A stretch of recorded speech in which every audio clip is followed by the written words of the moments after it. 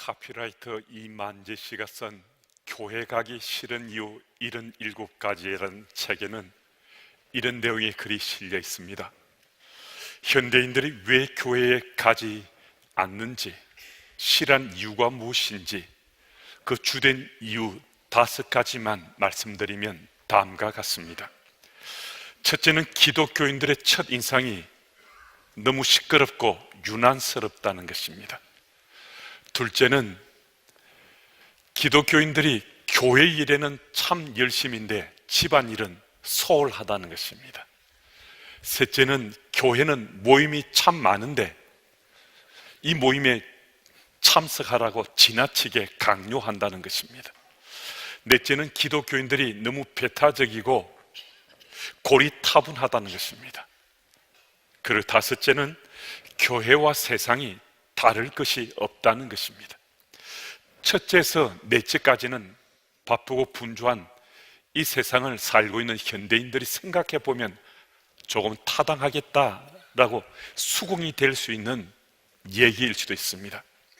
교회 형편에 따라 교회에 자주 나가야 할 때도 있기도 하고, 또 보수적인 신앙의 색깔 때문에 자신들과 소통이 전혀 안 되는 것처럼 느껴질 수도 있습니다. 하지만 5번째 이유는 오늘 그리스도인 살아가는 우리들에게 심각한 문제가 될 수도 있습니다.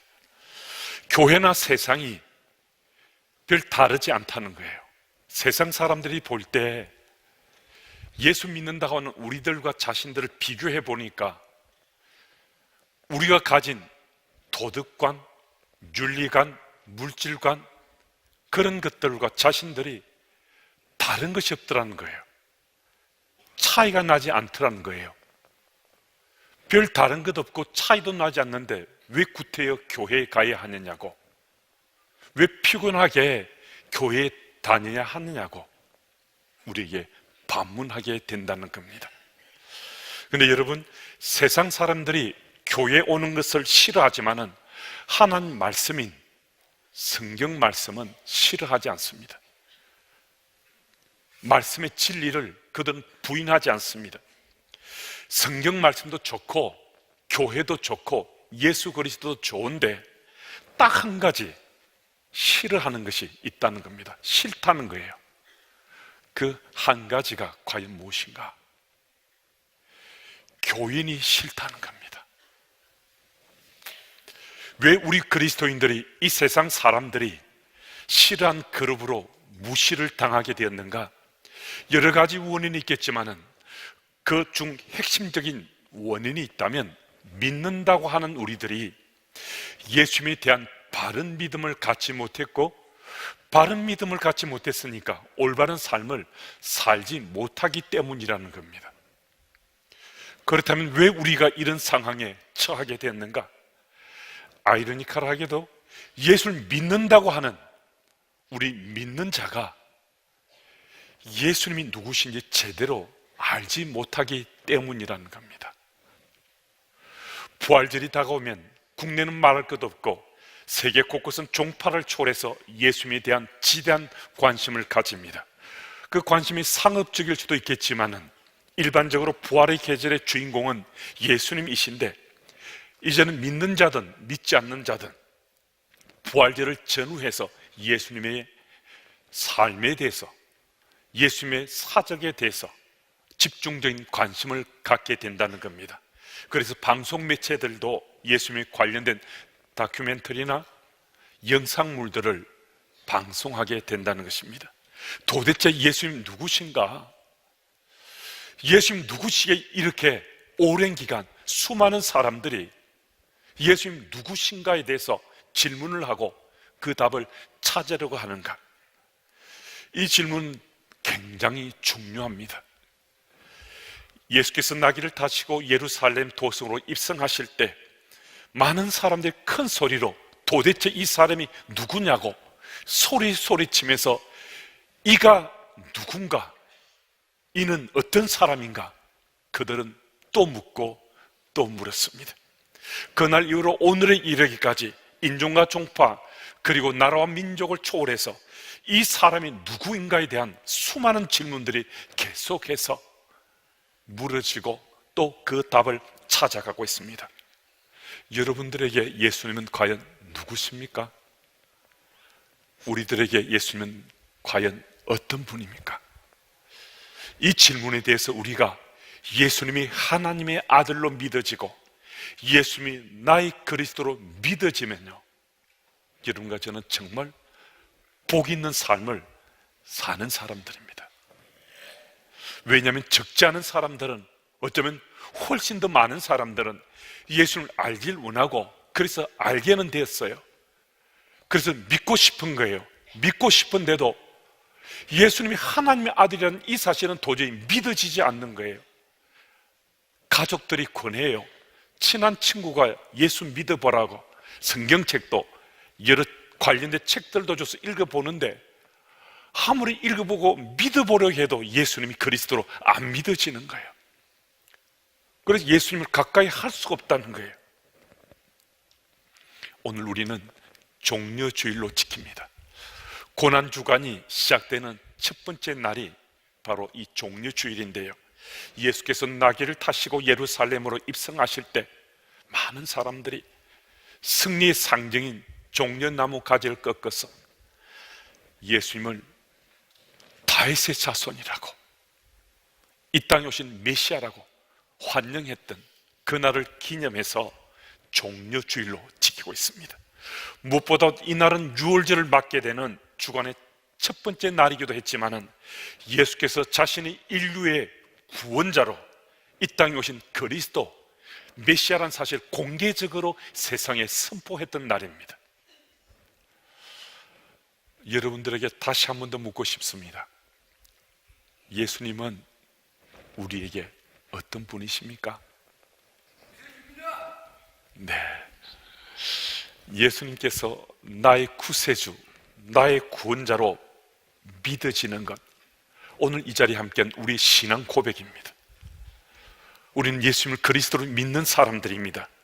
그런 까닭에 예수님이 누구신지 다시 한 번 더 스스로에게 물어보고 또 그 질문에 분명하게 답함으로 예수님을 그리스도로 믿는 자는 어떻게 살아야 함을 오늘 이 말씀을 통해서 좀 말씀드리고 싶습니다.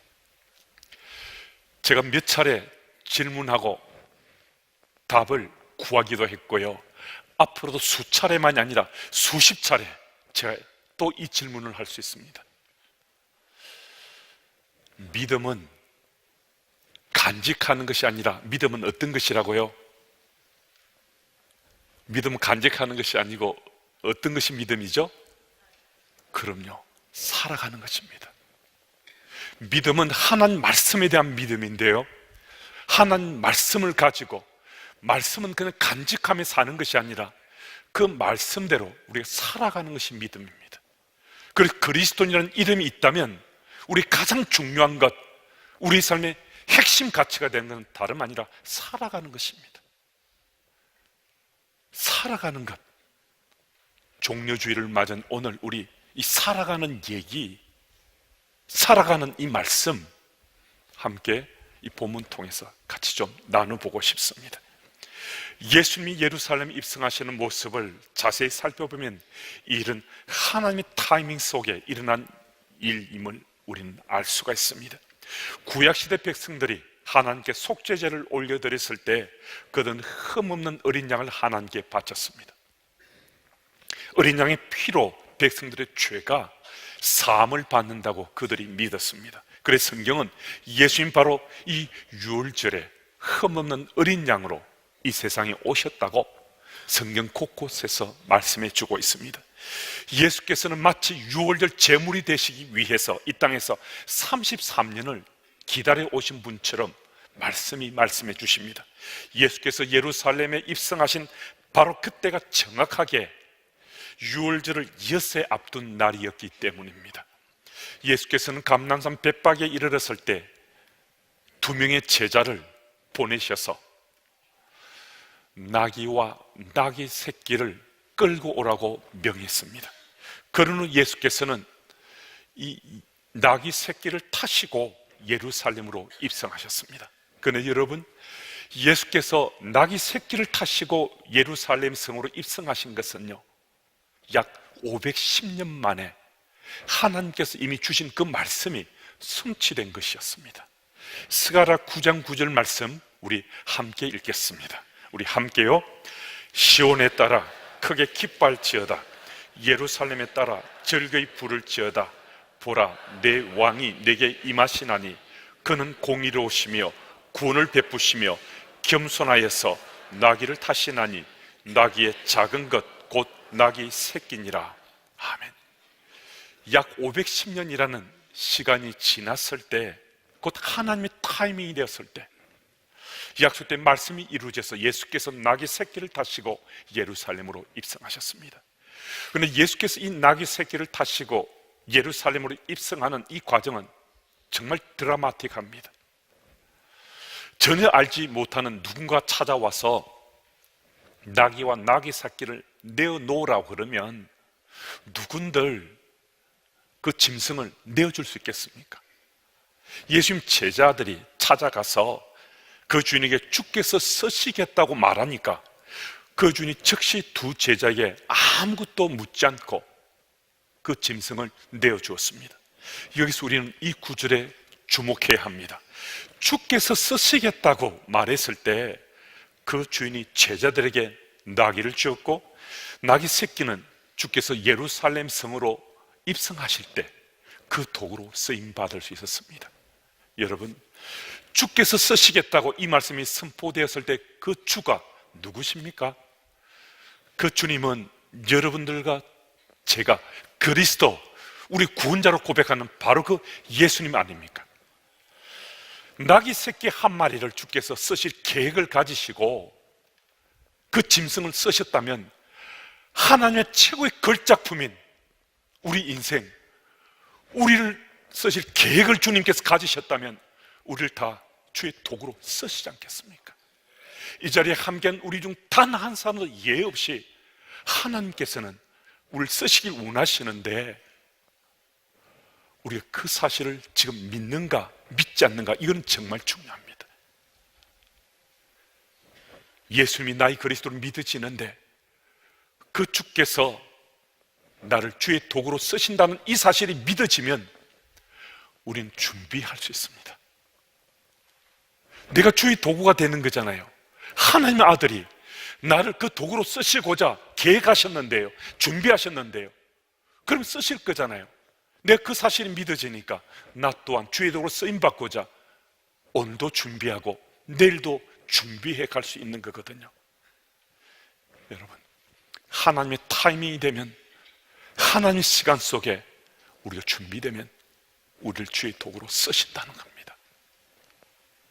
여러분, 그 마음에 그 소망이 우리에게 있으면요, 우리도 정말 이 나라, 이 민족뿐만 아니라 글로벌한 이 세상을 위해서도, 특별히 하나님 나라를 이 세상에서 확장해 가는데 주의 도구로 멋지게 쓰임받을 수 있습니다.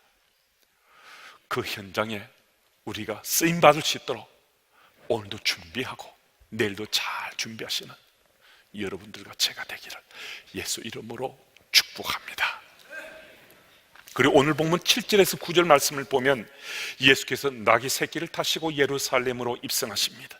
사람들이 겉옷을 벗어서 길가에 펼칩니다. 또 다른 이들은 나뭇가지를 베어서 길가에 또 펴입니다. 다른 사람들이 호산나 호산나 다윗의 자손이여 찬송하리로다라고 외칩니다. 여러분, 한번 생각해 보십시오. 지금 어린 아이들이 나귀 타기 놀이를 하는 건 아닙니다.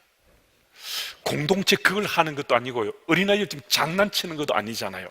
그런데 주인공으로 보이는 어른은 어린 나귀 새끼를 탔어요. 수많은 사람들이 에워싸고 서로 밀치듯이 자리를 도저히 잡을 수 없는, 그렇게 복잡하고 많은 사람들이 때로 몰려있는 그 자리에서 옆과 앞과 뒤로 사람들이 몰려서 종려나무 가지 들고 호산나 호산나 외치고 있어요. 또 뿐 아니라 그분을 다윗의 자손으로 그들이 소리치며 외치는 거예요. 천년을 기다려온 메시아가 이 땅에 오셨다고 그들이 또 소리치면서 외치기도 합니다. 여러분, 우리에게 그려지는 이 장면은 한편에 코미디처럼 보여질 수도 있습니다. 예수님이 타신 짐승은 귀족들이 타던 백말도 아니요, 장수를 태우던 건장한 흑말도 아닙니다. 낙입니다. 볼품없는 낙이 새끼였습니다. 한편의 코미디가 연상될 정도로 웃음스러운 모습인데, 예수께서 예루살렘을 입성한 그 장면을 마치 사진 찍듯이 주님께서 오늘 우리에게 보여주십니다. 우리 보고 보라고 말씀하시는 거예요. 그 장면을 마음에 꼭 담으라고 말씀하시는 거예요. 여러분, 이것 아십니까? 예수님이 볼품없는 나귀 새끼를 타시고 예루살렘을 입성하시기 때문에 권세 있는 자들은 말할 것 없고, 어린 아이들도, 손가락질 받던 세리도, 무식한 어부들도, 몸을 팔던 창기들도, 소외받고 외면당했던 여인들도 예수님께 나아갈 수 있었다는 사실입니다. 예수께서 그처럼 낮아지고 겸손한 모습으로 예루살렘 입성하지 않았다면, 특별하게 몇몇 사람만, 잘났다고 생각하는 사람들, 특별히 구별됐다고 생각하는 그 사람들만 예수님께 다가갔을지 모릅니다. 그가 누구든 아무도 이해 없이 소외되고 버려진 자들이든 손가락질 받던 자들이든 죄인들이든 그가 누구든 상관없이 예수께 나아갈 수 있던 것은, 예수께서 메시아 되심을 선포하시면 이 땅에 오시는 바로 그 현장에 가장 낮아진 모습으로, 가장 겸손하신 모습으로 이 땅에 오셨기 때문입니다. 여러분, 우리들에게도 이런 낮아짐이 있습니까? 우리들에게도 이런 겸손함이 있습니까? 그리스도인의 살아온 우리 삶 속에 겸손이 아닌 교만으로 지금 채워져 있다면, 오늘 우리 삶이 이 모양 저 모양으로 교만을 떨고 살고 있다면, 우리는 적어도 지금은 그리스도인으로 사는 것 아닙니다. 우리가 그리스도로 고백하는 예수님, 구원자로 고백하는 예수님이 가장 낮아진 겸손한 삶을 사셨기 때문입니다.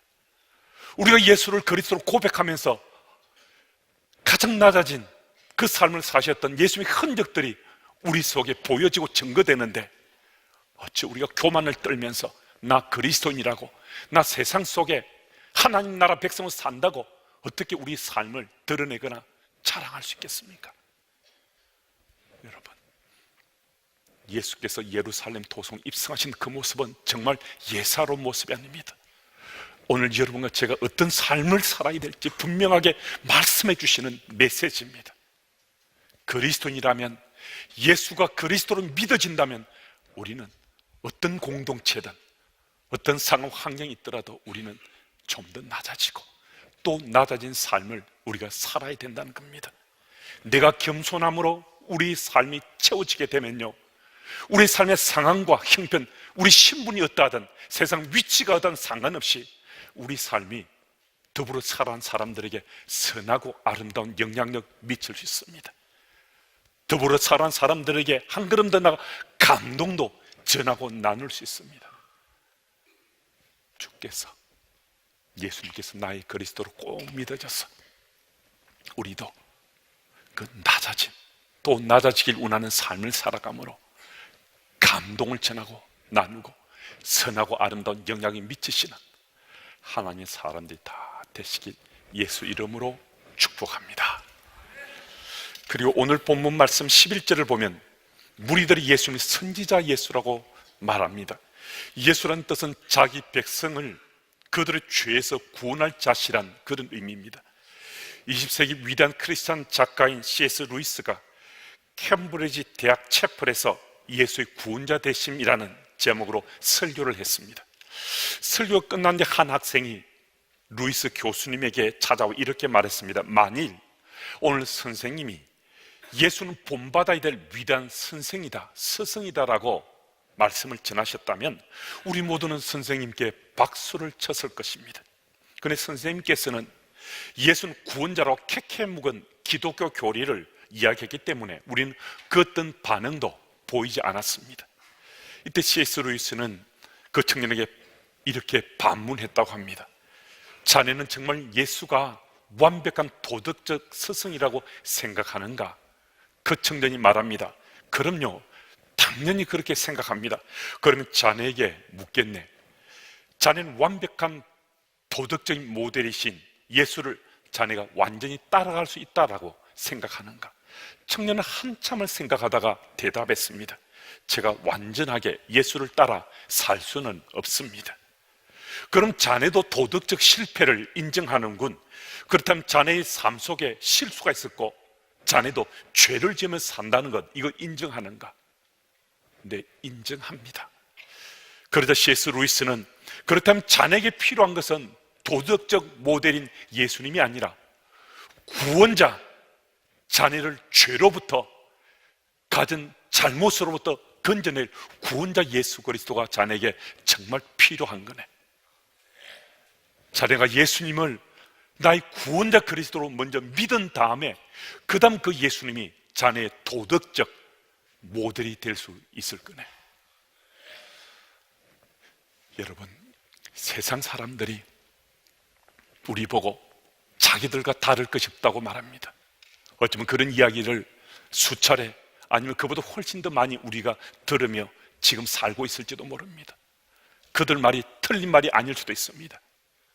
자기들과 우리 도덕관, 윤리관, 물질관이 다르지 않다고, 우리가 그 말 들으면 우리가 제대로 답변하지 못하고 버벅대거나 스스로 낯이 붉어질 수도 있습니다. 별로 차이가 없는 것처럼 우리가 인정할 수밖에 없는 그런 상황일 수도 있습니다.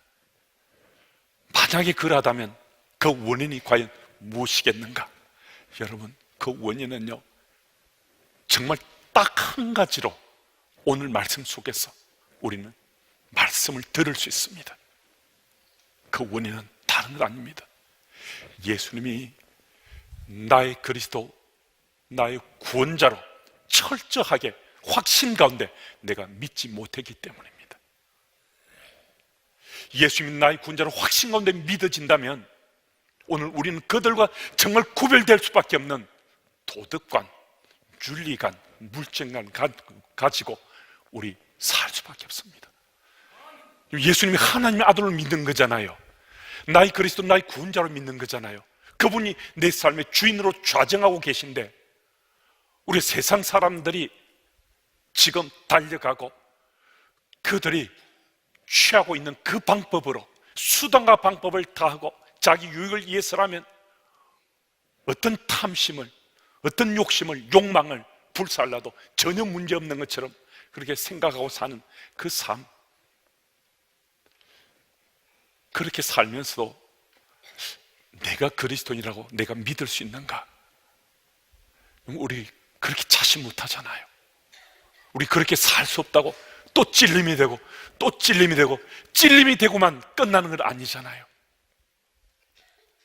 예수님이 그리스도로 믿어지면 찔림이 되다가 이제는 조금은 다르게, 구별되게, 차이나게 살고자 내 도덕관도, 내 윤리관도, 내 물질관도 새로이 하면서 주의 도우심을 따라 우리 좀 더 바르게, 좀 더 올곧게 우리 살려고 하잖아요.